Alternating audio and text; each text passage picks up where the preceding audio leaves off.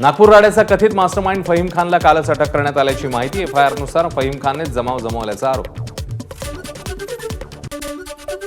सोमवारी दुपारी शिवाजी पुतळा चौकात फहीम खानची सुरू असलेली मुजोरी कॅमेऱ्यामध्ये कैद। पोलिसांनी समजूत काढूनही मागे हटायला तयार नसल्यामुळे जमाव पोलिसांना मग काठी उगारावी लागली। व्हिडिओत समोर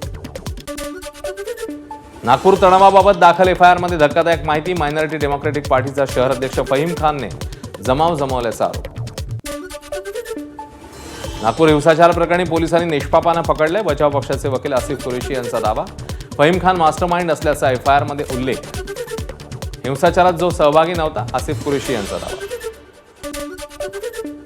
नागपूरच्या गणेशपेठ पोलीस ठाण्याबाहेर जमावाने औरंगजेब जिंदाबादच्या घोषणा दिल्याची माहिती। विश्व हिंदू परिषद आणि बजरंग दलाविरोधात तक्रारीसाठी जमलेल्या जमावाने धार्मिक घोषणा दिल्याची माहिती। औरंगजेबाचा मुद्दा आता संयुक्तिक नाही। संघ कोणत्याही हिंसाचाराचं समर्थन करत नाही। राष्ट्रीय स्वयंसेवक संघाचे सुनील आंबेकर यांनी पत्रकार परिषद घेत स्पष्ट केली भूमिका। आमदार जितेंद्र आव्हाड यांच्याकडून संघाच्या भूमिकेचं कौतुक। औरंगजेबाचा मुद्दा संयुक्तिक नाहीच ही संघाची भूमिका अभिनंदनीय। आव्हाडांची प्रतिक्रिया। आरएसएसने नागपूर राड्यानंतर मांडलेली भूमिका म्हणजे उशिरा सुचलेलं शहाणपण। काँग्रेस नेते नाना पटोलेंची प्रतिक्रिया। संघाने जरी भूमिका मांडली तरी महाराष्ट्र भाजप संघाचं ऐकतंय का? आदित्य ठाकरेंचा सवाल। महत्त्वाचे विषय सोडून कबरी खोदायचे विषय मांडले जात आहेत। भाजपने त्यांच्या मुलांना कबरी खोदायला लावलं पाहिजे। आदित्य ठाकरे यांची टीका। आरएसएसला सुचलेलं उशिराचं शहाणपण आहे। बजरंग दल विहिंप यांनी उपद्रव सुरू केला त्यावेळी आरएसएसने का सांगितलं नाही? नाना पटोले यांची आरएसएसवर टीका। नागपूर हिंसाचार प्रकरणी एकनाथ शिंदेंनी जी भूमिका मांडली तीच आमच्या पक्षाची भूमिका राहील। मंत्री शंभूराज देसाई यांची प्रतिक्रिया। महाराष्ट्र एटीएसआय करणार नागपूर हिंसाचार प्रकरणाचा समांतर तपास। आरोपींची सध्या स्थानिक पोलिसांकडून सुरू आहे चौकशी। नागपूरमधील हिंसाचार प्रकरणी नागपूर क्राईम ब्रांचने आणखी 10 जणांना घेतलं ताब्यात। सर्व हिंसाचारामध्ये सहभागी असल्याचा संशय। पोलिसांनी यापूर्वीच 51 जणांना घेतले ताब्यात। 500 पेक्षा जास्त अज्ञात संशयितांचा शोध सुरू। नागपुरातील जाळपोळ आणि दगडफेक प्रकरणातील आरोपींना 21 मार्चपर्यंत पोलीस कोठडी। रात्री जिल्हा सत्र न्यायालयात पार पडली सुनावणी। आतापर्यंत एकूण 46 आरोपींना अटक। 6 आरोपी शासकीय रुग्णालयात उपचारासाठी। विश्व हिंदू परिषदेचे 8 सदस्य आले पोलिसांना शरण। सोमवारच्या आंदोलनात 9 आंदोलकांवर गुन्हे दाखल। पोलिसांनी तपास करून सत्य समोर आणावं, कार्यकर्त्यांची मागणी। नागपूर हिंसाचार प्रकरणी पोलिसांनी नोंदवलेल्या एफआयआरमधले 51 पैकी 24 आरोपी दंगल प्रभावित क्षेत्राबाहेरचे रहिवासी। काही आरोपी कळमना, पारडी, उमरेड रोड, वाठोडा, यशोधरानगर, टेकनाका, जाफरनगर, बंगाली पंजा, ताजबाग या भागात। आतापर्यंत दाखल झालेल्या 6 प्रकरणात आरोपींचा शोध आणि तपास। आयुक्त रवींद्र सिंघल यांची प्रतिक्रिया। सोशल मीडियावर किंवा फोटोग्राफमधून, व्हिडिओमधून जे समोर येते त्याचाही तपास सुरू असल्याची माहिती। नागपुरात तणावादरम्यान जमावाकडून महिला पोलिसाचा विनयभंग। चिटणीस पार्क ते सीए रोडकडे जाणाऱ्या रस्त्यावरचा संतापजनक प्रकार। इतर महिला पोलिसांनाही जमावाची शिवीगाळ, अश्लील शेरेबाजी। महिला पोलिसांच्या विनयभंगाचा मुद्दा विधानसभेत। नागपूरचे भाजप आमदार प्रवीण दटकेंकडून मुद्दा उपस्थित। संबंधित घटनेचं सीसीटीव्ही फुटेज तपासून कारवाईची मागणी। महिला पोलिसाचा विनयभंग करणाऱ्यांवर कठोर कारवाई व्हावी। विधान परिषदेतले विरोधी पक्षनेते अंबादास दानवेंची मागणी।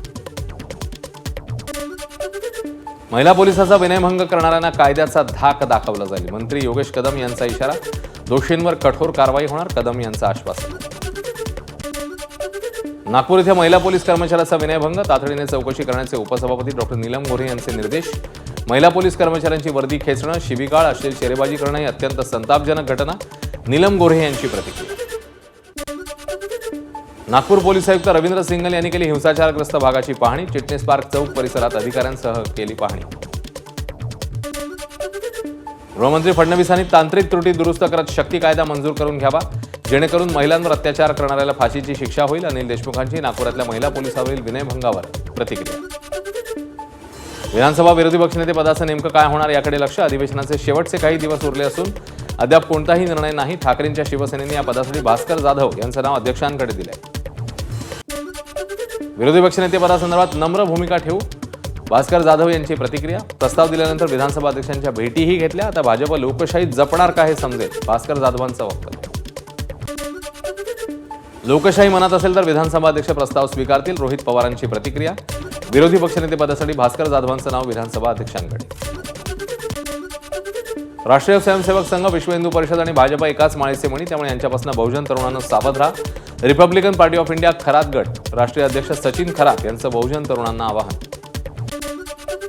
नागपुरातील दंगलीनंतर संभाजीनगर पोलीस अलर्ट.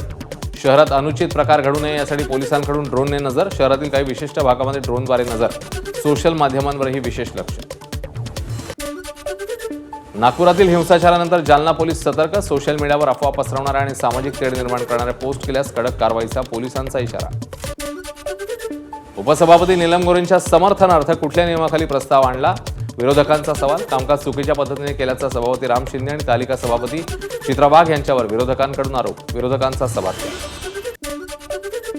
विरोधकांच्या सभात्यागानंतर मंत्री गिरीश महाजनांनी विरोधकांशी साधला संवाद. गिरीश महाजन, आदित्य ठाकरे, अनिल परब यांच्यामध्ये विधान परिषदेतल्या कामकाजासंदर्भात झाली चर्चा. विधानसभा उपाध्यक्षपदावरून राष्ट्रवादीत मतभेद. उपाध्यक्षपदासाठी आमदार अण्णा बनसोडे आणि राजकुमार बडोलेंच्या नावाची चर्चा. बनसोडे की बडोले यावरून राष्ट्रवादीत अंतर्गत कलह सुरू. न्यूझीलंडचे पंतप्रधान ख्रिस्तोफर लक्सन मुंबईत. मुख्यमंत्री फडणवीसांची घेतली भेट.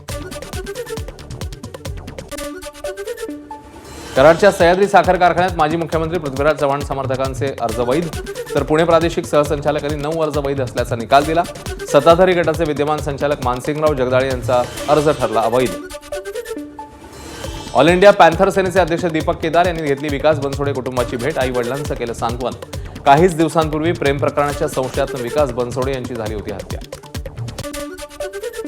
मागील 10 वर्षात 193 राजकीय नेत्यांच्या विरोधात ईडीने नोंदवला गुन्हा. 2 प्रकरणातल्या नेत्यांना ईडीकडनं शिक्षा. केंद्र सरकारची संसदेत महत्त्वाची माहिती.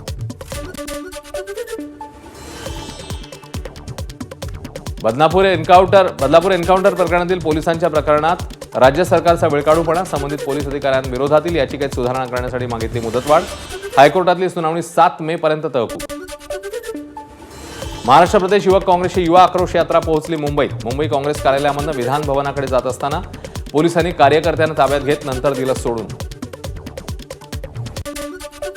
रविकांत तुपकरांना खालापूर पोलिसांनी घेतलं ताब्यात. तुपकर समर्थक बोटीच्या माध्यमातून अरबी समुद्रात पोहोचले. शेतकरी आंदोलकांनी सरकारच्या विरोधात घोषणा देत सोयाबीन, कापूस, सातबाराचे पेपर समुद्रात बुडवले. पुणे इथल्या वाडिया महाविद्यालय येथील मनसेच्या विद्यार्थी सेनेच्या फलकावर अभाविपने जॉईन अभाविप लिहिल्यानं मनविसे आक्रमक. एबीव्हीपीच्या नावाला काळं फासत मनविसेचं आंदोलन.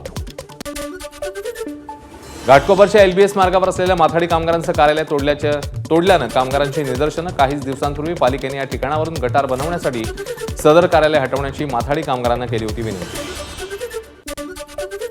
रत्नागिरीच्या गोशाळेचे संचालक भगवान कोकरे महाराज यांच्या आंदोलनाची गोसेवा आयोगाकडून दखल. परिपोषण योजनेच्या माध्यमातून संत ज्ञानेश्वर माऊली जीवन मुक्तीधाम सेवा संस्थान गोशाळेला 33,48,000 रुपयांचा निधी वर्ग. हिंजवडी येथील टेम्पो ट्रॅव्हलर्सला दुर्घटनेप्रकरणी मृत्युमुखी पडलेल्या नातेवाईकांचा संताप. मृतदेह ताब्यात घेण्यास नातेवाईकांचा नकार.